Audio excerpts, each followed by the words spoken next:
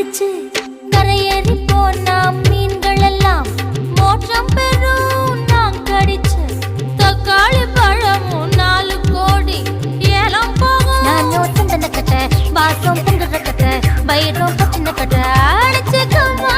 நானும் சந்தன கட்ட வாசம் பொங்குற கட்ட வயிறும் பச்சின கட்ட அடிச்சுக்கம்மா.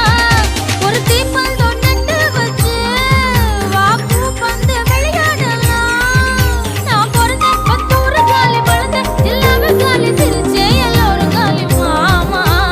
அழக பார்த்தா ஜவுளி கடை, அழுந்து பார்த்தா ரேஷன் கடை, அத்தகு வச்சா வட்டி கடை, அல்வா தந்தா இருட்டு கடை, அசை தோசை அப்பளம் வடை ஆசைப்பட்டத